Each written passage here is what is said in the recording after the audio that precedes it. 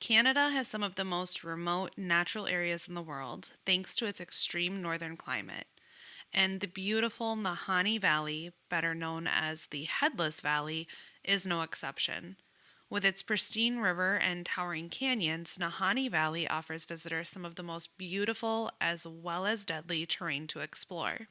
For over 10,000 years, the valley remained untouched by anyone other than the Dene people, who often spoke of mythical creatures, dangerous rivers, and just a general sense of evil occupying specific areas within the lands. And while most of the valley's mysteries have remained myths or legends, some very real horrors have occurred over the years, giving the valley its notorious nickname and reputation. The terrifying events that have gripped the public for over 40 years began during the late 1800s, when there was a significant migration of European settlers to the Klondike region of Yukon, Canada, thanks to the Klondike Gold Rush. And while many struck it rich in Yukon, some prospectors decided to try their luck further east of the territory and found themselves panning for gold in the remote Nahanni Valley. The Nahanni Valley itself is a region within the Nahanni National Park and is well known for its 3,000 plus foot canyons called the first, second, third, and fourth canyons which line the river. It's because of these canyons that many visitors have claimed the valley emits an eerie and ominous feeling of constantly being watched from above. While the canyons themselves are jutted up directly along the river shoreline, if you look up, you can see entrances scattered throughout their walls, leading to an internal cave system that has yet to be explored. However, this did not deter settlers from traveling along the 200-mile gorge in search of riches, many of whom would never be seen again. In 1898, after thousands of years of seclusion, 6 prospectors were reported to have gathered their supplies to become the first to travel east towards the Nahanni Valley. The 6 never returned. Their disappearance remained a mystery until a few years later when a hunter came across a small campsite in the valley and found skeletal remains, which were later declared to have belonged to the miners. And while it wasn't uncommon for prospectors to go missing due to the harsh Canadian winters and dangerous terrain, it was the condition in which the bodies were found that left cause for speculation. The skeletons were found embracing their guns, with their heads severed and skulls neatly placed at their feet. The local authorities declared the cause of deaths were from exposure, and the placement of the skulls were due to animals picking at the bones after they died. However, based on the events to follow, many are now questioning whether the initial cause of death was incorrect and perhaps instead foul play was more likely the culprit.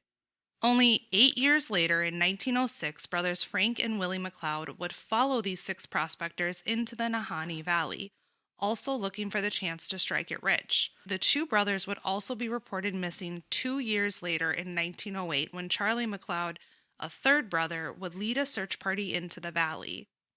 It was around the bend of the second canyon where the search party spotted a tent perched within some trees. As they approached the campsite, they were able to clearly see the skeletal remains of a body lying in front of the tent. The clothes on the body were charred as if they were burned, and the arms were outstretched, reaching for a gun. As they rounded the tent towards the opening, they found a second body laying halfway out of the tent as if they were trying to flee. What made Charlie even more suspicious was that both bodies were found with their heads severed and the skulls nowhere to be found. After searching the surrounding debris, it was clear that these 2 bodies did indeed belong to his missing brothers Frank and Willie McLeod. At the time, local police reported that the men starved to death and again claimed that the missing skulls were due to animals in the area. However, Charlie never accepted this explanation, and their deaths to this day remain a mystery. Unlike the 6 prospectors, the McLeod brothers' deaths did make national headlines and had the public speculating with their own theories about what had happened. The deaths also gripped the nation with fear, and the public was now terrified of the Nahanni Valley, renaming the stretch of river near the second canyon the Headless Valley. But this was just the beginning of the mysterious events to happen within the valley. In 1913, a prospector named Martin Jorgensen decided to ignore the public's outcry regarding the Nahanni Valley and took a chance on finding gold along the valley's pristine river. Martin ended up settling about 70 miles upstream of the Headless Valley and actually decided to stay for a bit, building himself a one-room cabin to get him through the winter. His plan was to meet his business partners the following summer, but once summer came and went, it was clear that Martin was indeed missing. His partners hired a native guide and ended up coming across his log cabin burned to the ground and his burned remains lying just outside the structure. And again, his remains were equally suspicious. Not only were they burned, but his head had also been missing. This time, police were unable to determine the true cause of death, but once again they did claim that animals were the cause of his missing skull. As the years went on, there would be 4 more incidences to happen within the valley. In 1921, a trapper named John O'Brien was found frozen to death near a previously lit fire. And while John was not missing his head, his death was equally as strange. Not only was John an experienced woodsman, but reports state that his body appeared as if it was suddenly flash frozen while he was sitting upright over a lit fire. Because freezing to death during a Canadian winter didn't seem obviously suspicious, police again ruled out any kind of foul play. Only 5 years later, in 1926, a young girl named May Lafferty went missing while on a hunting trip in the Nahanni Valley. May had accompanied her cousin Mary Field, her cousin's husband Poole Field, along with a group of natives along an Indian trail near the Third Canyon when she suddenly went missing. Initially, the group thought she had ventured off to use the restroom in privacy, but after a few hours, her cousin Mary became increasingly concerned. Eventually, Poole decided to set out into the wilderness to look for her, bringing with him 5 native hunters. They tracked May for days through the woods and noted the strange trail she had left behind her. Her footprints appeared as if she had fled in a hurry, and they found bits of ripped clothing all along her trail. So much so that it was speculated that the girl had to have been naked or close to by the time they had stopped their search a week later. After the pool party returned to civilization and reported the young girl missing, local newspapers began to run the story, which eventually caught the eye of another hunter named Charlie.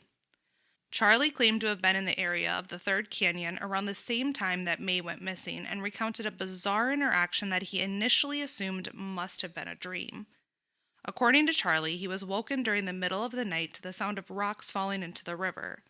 He got up to look around, and while the river was dark, the moonlight did provide enough visibility for him to notice a naked girl on all fours about 100 yards away.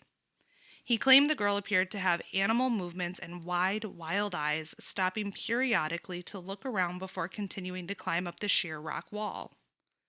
Charlie reported the incident to police, but police dismissed his story, claiming that it would have been impossible for anyone to survive naked in the freezing mountains. While May wouldn't be the last known disappearance to occur in the valley, shortly after she went missing in 1930, the severely burned remains of a man by the name of Phil Powers was discovered. Similar to Martin Jorgensen, Powers' cabin was burned to the ground, and his blackened skeleton revealed that his head had too been severed, and he was clutching a shy-shooter revolver.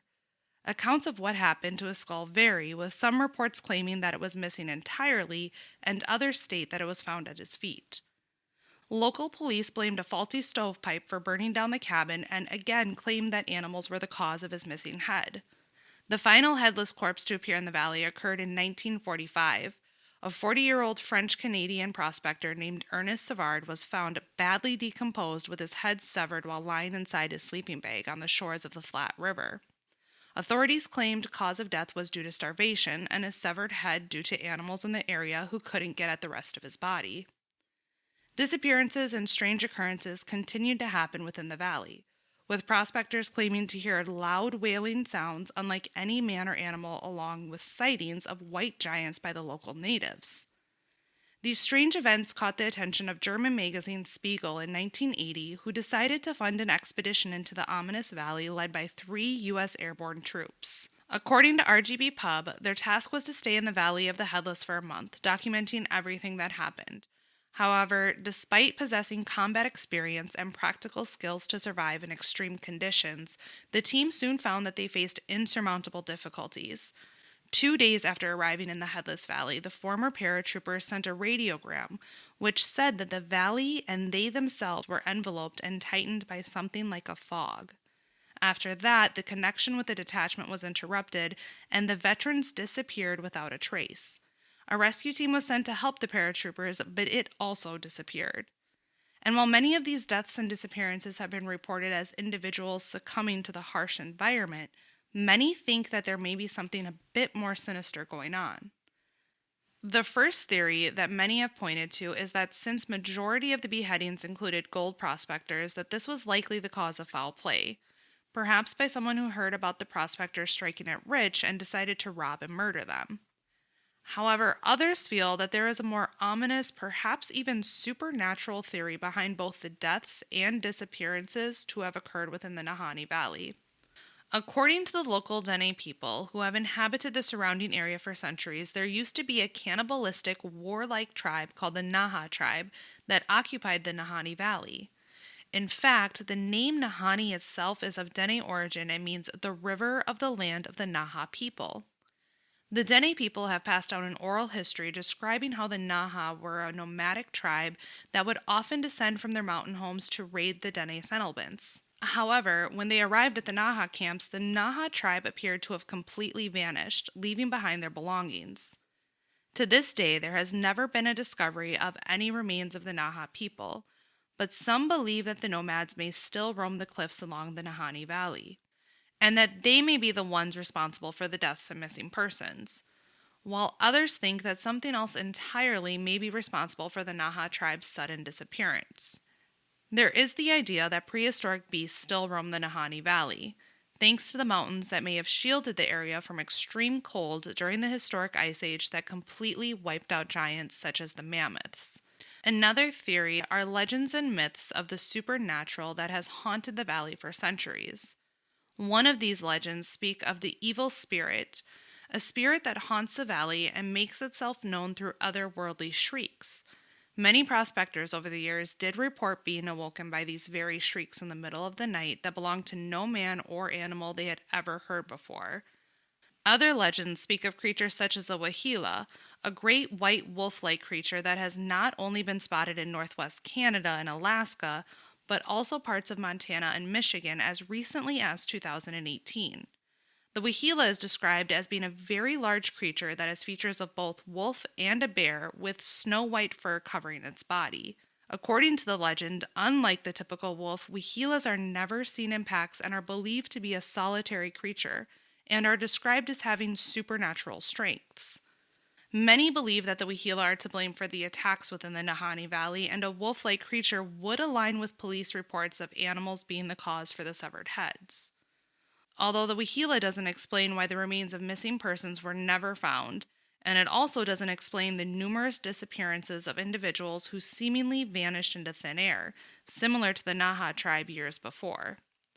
However, the legend of the Nukluk may explain both the deaths and disappearances that have occurred throughout the valley. The name Nukluk translates into the man of the bush and is a mysterious creature that is described as wild and violent by the Dene people. Known to roam the forests of northern Canada, the Nukluk is described as being a Bigfoot-like creature that isn't quite ape, but not quite man either. A sighting in 1964 by John Baptiste described the Nukluk as having a Neanderthal-like resemblance. Baptiste and his group attempted to track the creature deep into the most remote part of the valley before they could go no further. The entire time, him and his group could hear whistling calls coming from deep within the forest, and according to the Dene people, the Nukluk were known to use these whistles as a way to communicate during a hunt. To this day, disappearances continue to be reported within the valley with little or no explanation. And while we may never know exactly what is behind the Nahanni Valley's deadly curse and whether or not the cause is something natural or supernatural, the valley remains one of the most beautiful untouched places on the planet, and many continue to explore the area in appreciation of its pristine river and bountiful wildlife.